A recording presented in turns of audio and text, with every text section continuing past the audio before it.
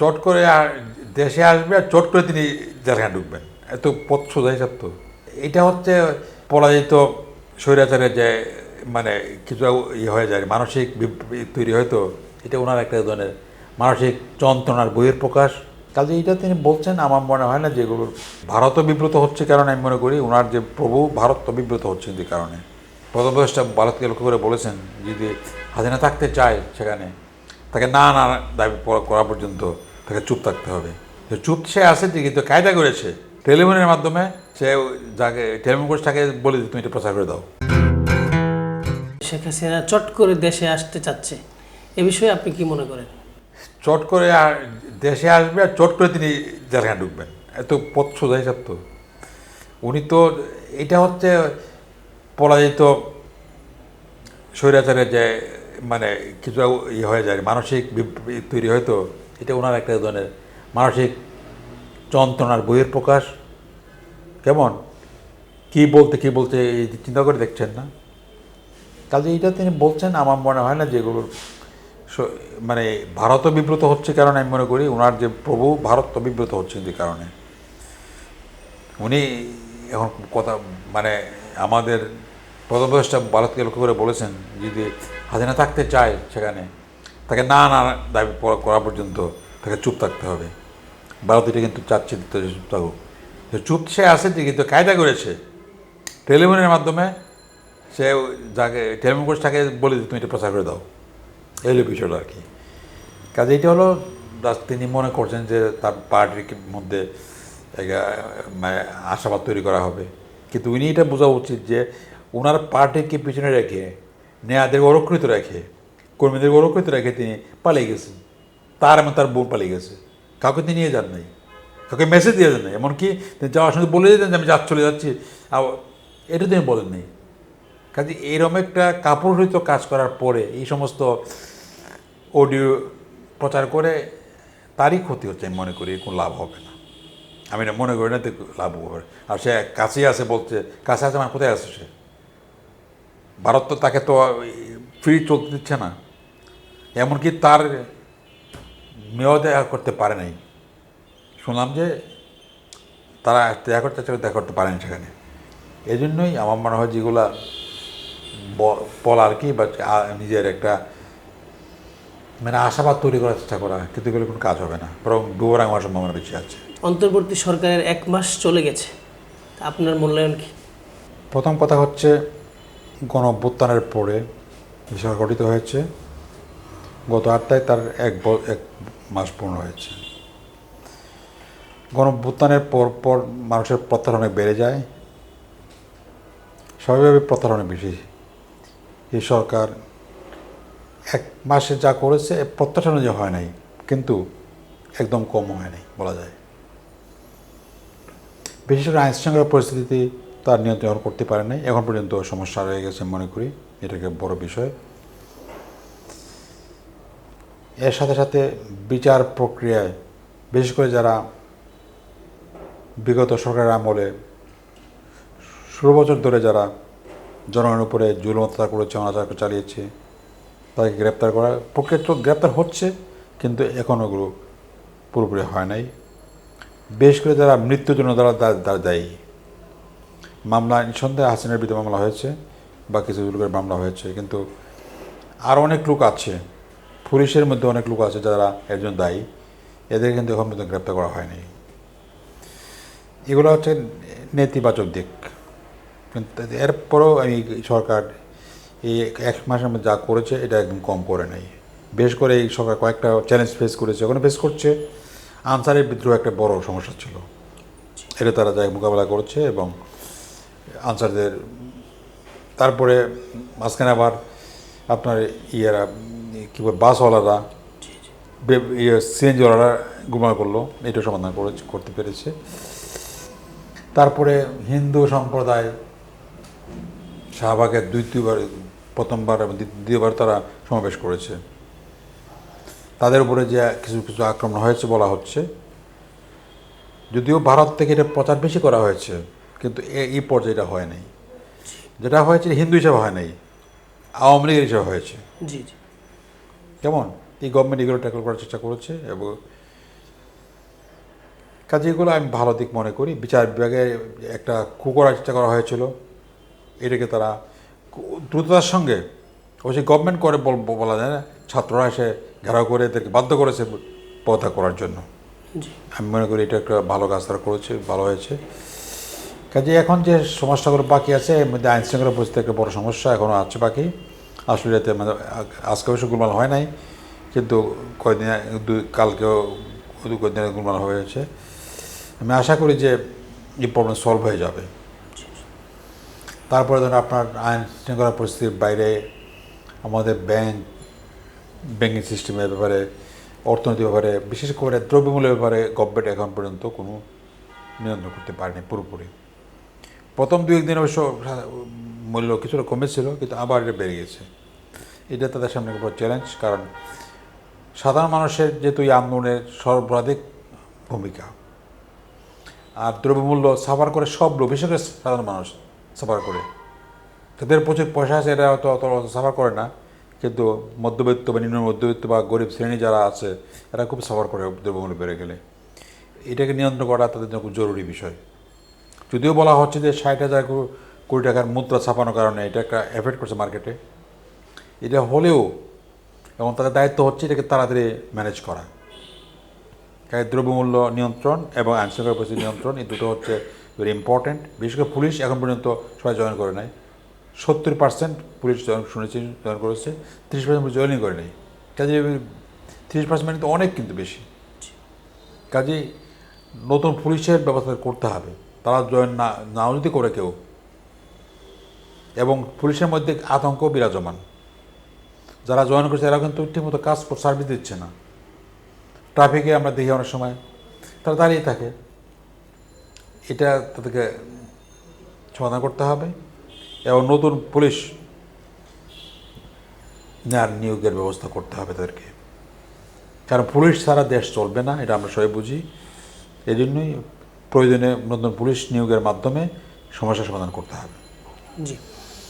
দ্বিতীয় বিষয় হলো যে জনগণ যে আকাঙ্ক্ষায় হাসিনাকে বিদায় করেছে, সেই আকাঙ্ক্ষা পূরণ হবে কিনা আপনি কি মনে করেন? আমি এখন আশাবাদী, কারণ হচ্ছে যে আমাদের সামনে তখন কি একটাই প্রশ্ন ছিল, কী হবে পরে বুঝি না, আগে তাকে যেতে হবে।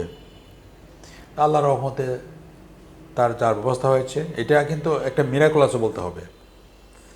মানে যারা তাকে তাড়িয়েছে তারা 2 দিনে চলে যাবে এটা কেউ ভাবেও না, কিন্তু কেউ। সর্বাত্ম হরতাল যখন ব্লকেট দিল, রোববারে দিল, আর পরের দিন 5 তারিখ সোমবার ছিল, তো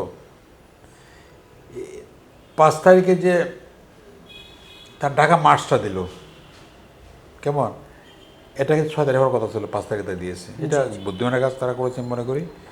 এবং এতে জনগণ যেভাবে শরিক হয়েছে, এবং সব দল নির্বিশেষে সব দলের লোকেরা, এমনকি আমাদের ইসলামপন্থীর বিরাট অংশ শরিক হয়েছে বিভিন্নভাবে, এবং তাদের মাধ্যমে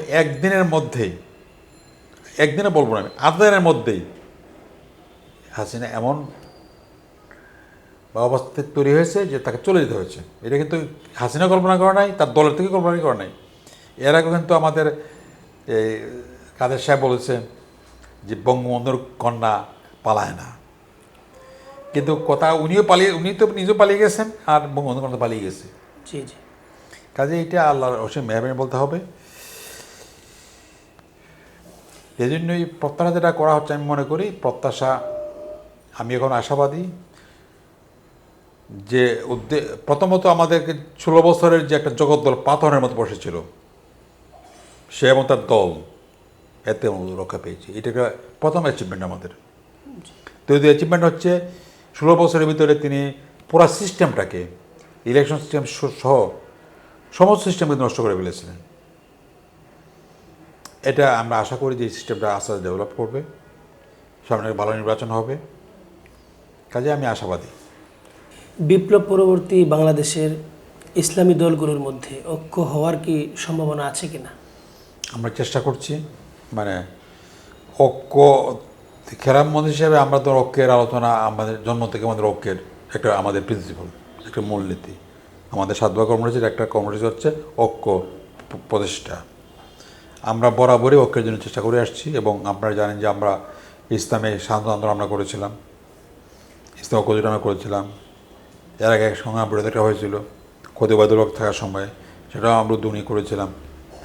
কিন্তু আনফর্চুনেটলি দুর্ভাগ্যবশত ঐক্যগুলো পরে ঐক্যটা হয়ে গেছে দলে পরিণত হয়েছে, ঐক্য দল হয়েছে একটা, এবং এটা আবার 3-4 ভাঙা দিয়েছে। শান্ত আন্দোলন দল হয়ে গেছে, পরে নামটা তারা চেঞ্জ করে ইসলামী আন্দোলন রেখেছে। কেমন এই জন্যই ঐক্যের চেষ্টা আমরা করে এসেছি। এখন যেহেতু আমরা সবাই বোঝাচ্ছি কথাটা, আমরা এখন মেনে চলি এই জিনিসটা। ঐক্য করতে গেলে প্রথম ঐক্যের পরিবেশ তৈরি করতে হবে। জি, ঐক্যের পরিবেশের ক্ষেত্রে আমাদের ওলামায়ে কেরামদের মধ্যে, আমাদের ধর্মীয় লোকদের মধ্যে একটা সমস্যা হচ্ছে, আমরা যখন কারোর বিরুদ্ধে বলি, মানে মাত্রা ছাড়ে কথা বলি, পাবলিক কথা বলি, আমরা ও ইসলাম না, আমি ইসলাম, কেমন ও খারাপ ইসলাম, এইগুলো বলা বলে করা উচিত। আমরা মনে করি যে পাবলিকলি কারো বিরুদ্ধে কোনো ইসলামের বিরুদ্ধে কথা বলা উচিত না, কারণ এটা হলে ঐক্যের পরিবেশ নষ্ট হয়ে যায়। খেলাত মসজিদ জন্ম থেকে পর্যন্ত কখনোই কোনো পাবলিক মিটিংয়ে কোনো ইসলামী দলের বিরুদ্ধে কোনো কথা বলে নেই, কোনো রেকর্ড আমাদের নেই। আমরা মেনটেন করে চলি এটা। অভিযোগ থাকলে, তাদের বিরুদ্ধে কথা থাকলে ঘরে আমরা বলবো, ব্যক্তি পর্যায়ে বলবো, কিন্তু এটাকে জনগণকে জানায়, জনগণ এগুলো বুঝেও না ঠিক মতো। জানিয়ে দিলাম, একটা হয়েছে শুরু হইলো। এই জিনিসটা আমরা সবসময় ব্যবহার করে আসছি। আমরা সবাই বলছি আপনার দয়া করে এগুলো করবেন না। আর এরপরে আমরা যারা মনে করি, এখনকার যে পরিস্থিতি দাঁড়িয়েছে, আমরা মনে করি কোনো জোট বোট করা দরকার নেই, কিন্তু পাবলিকের লেভেলে যদি ঐক্য বোঝাতে হয় মানুষকে যে আমরা ঐক্যবদ্ধ হয়েছি, তাহলে একটি আসনে একটি ইসলামী প্রার্থী দাঁড়াবে, আর অন্যরা, অন্য দলগুলো তাকে সমর্থন করবে, সহযোগিতা করবে। যদি এইভাবে আমরা ঐক্য করতে পারি, তাহলে পাবলিকও বুঝবে যে না, ইসলাম মাধ্যমে ঐক্য সৃষ্টি হয়েছে। এটা আমরা আসার চেষ্টা করছি। আমরা বলছি ইতিমধ্যে, আমরা ধরেন জামায়াত ইসলামের সঙ্গে বসেছি, তার সাথে কথা বলেছি, তারপরে ইসলামী আন্দোলনের সঙ্গে ইসলামী আন্দোলনের সাথে আমরা কথা বলে, বিশ্বের সঙ্গে আমরা কথা বলেছি। আর আমাদের সমমান একটা দল, কয়েকটা গ্রুপ আছে, তো আমরা এখানে আলোচনা করছি, সামনে আলোচনা হবে। আমরা এই কথাই বলছি যে প্রার্থী একটা দেবেন, তার সঙ্গে আমার বহু মতভেদ থাকতে পারে, কিন্তু ইসলামের প্রশ্নে যদি আমরা একমত, যেহেতু বিশেষ করে রাষ্ট্রীয় ব্যাপারে যেসব জড়িত, যেহেতু আমাদের সব দলের মধ্যে কোনো পথ পার্থক্য নাই, যেসব মতো পার্থক্য, এগুলো খুব ছোটো ছোটো বিষয়, এগুলো ব্যাখ্যা, সবারই ব্যাখ্যা, যা তার ব্যাখ্যা আছে। জি, জি। কাজেই এই জন্য এগুলো নিয়ে যদি আমরা ঐক্য নৈক্যের আলোচনা করি, তাহলে জিন্দিত ঐক্য হবে না। এবং অবস্থা এমন তাই চলে যাওয়ার সময় চলে যায় যে ইসলাম বিরোধীদের সাথে ঐক্য করা সম্ভব হয়ে যায়, কিন্তু এদের নিজেদের মধ্যে ঐক্য করা সম্ভব হয় না। এটা হওয়া উচিত নেই মনে করি। এই জন্যই এই কথাটা প্রচার করে আসছি, এবং সব ইসলামী দল এই কথার সঙ্গে একমত হচ্ছে যে নির্বাচন যদি আমাদের করতে হয়, তাহলে ইসলাম মন্দিরে এক হয়ে নির্বাচন করা ভালো। পাবলিকের দাবি কিন্তু এটা আছে। আপনি দেখবেন মাঠ লেভেলে যারা ইসলাম বন্ধু যারা আছে, তারা বলছে আপনারা এক হয়ে আসেন, এত ইসলাম নিয়ে আসেন কেন আপনারা, এই একটা মার্কায় আসেন, আপনারা আসেন। তা আমরা এইভাবে চেষ্টা করছি। আমরা আশা করছি নির্বাচন যখন আসবে, তখন আমাদের মধ্যে একটা ঐক্য হওয়ার আমরা আশাবাদী এখন পর্যন্ত। শোনা যাচ্ছে বাংলাদেশ জামায়াত ইসলামীর সঙ্গে খেলাফত মজলিস, হেফাজতে ইসলাম বাংলাদেশ, ইসলামী আন্দোলন বাংলাদেশ একটি ঐক্য হচ্ছে। আসলে কি বিষয়টা সঠিক কিনা, আপনি কি মনে করেন? না, এই তো আমি বললাম না যে আমরা আলোচনা করছি, আলোচনার কয়েকটা স্তর আছে। তো প্রথম ধারণা করা হতো যে হেফাজত কেন্দ্রিক যে দলগুলো আছে এদের মধ্যে ঐক্য, আমরা তো এর মধ্যে ঐক্য আছে, আমাদের মধ্যে আছি, হেফাজত কেন্দ্রিক দলগুলো ঐক্য আছে, কিন্তু যদিও দু একটি দল আবার মাঝখানে গুণনা করেছে, ওই ইলেকশন চলে গেছে, কিন্তু ম্যাক্সিমাম দলই, অধিকাংশই মানে নির্বাচন যায় নাই, তাদের মধ্যে ঐক্যমত আছে। এরপর থাকছে চরমোনাই পীর সাহেবের গ্রুপ, ইসলামী আন্দোলন আর জামাত ইসলামী। এখন সবাই ধারণা করছে জামাতকে বাদ দিলে এটা ঐক্য বোঝা যাবে না, কারণ জামাত যেহেতু বড় দল, যেহেতু এবং তাদের অনেকগুলো সিট আগেও তারা পেয়েছে, এখন তারা পাবে, এই জন্য তাদেরকে বাদ দিলে ঐক্য বোঝা যাবে না। ঐক্য যদি করতে হয়, তাহলে সবাইকে নিয়ে ঐক্য করতে হবে, যতটুকু পারা যায় আর কি। এই জন্য জামাতের সঙ্গে এবং চরমোনাই পীর সাহেবের সঙ্গে দুইটা গ্রুপকে সাথে নিয়ে যদি আমরা করতে পারি, হেফাজত এটাও চাচ্ছে, হেফাজত চায় এখন যে সবাইকে নিয়ে আমরা করি। মত পার্থক্য আমাদের আছেই, এটা আমরা বললেও শেষ হবে না। এবং একে অন্যের বিরুদ্ধে অভিযোগ আছে, আমাদের যেমন জামাতের বিরুদ্ধে অভিযোগ আছে, জামাতের আবার আমাদের বিরুদ্ধে অনেক অভিযোগ আছে। কাজে এই অভিযোগ নিয়ে যদি পাল্টাপাল্টি করা হয়, লাভ কিছুই হবে না। এই জন্য আমরা মনে করি অভিযোগ আছে থাক, এটা বোর্ডে আলোচনা করা যেতে পারে, কিন্তু জনগণের সামনে তো জামাত করে ইসলামী দল মনে করে, অন্যদিকে মনে করে, কাজে এই জন্যই আমাদেরকে ঐক্যবদ্ধ হয়ে যে নির্বাচন আমরা করতে পারি, আমরা করার চেষ্টা আমরা করছি, এবং আপাতত এটা চাই যে সবাই ঐক্যবদ্ধ হোক। ঐক্যবদ্ধ হয়ে নির্বাচন করলে হয়তো শাখার একটা ভালো ফল পাওয়া যাবে।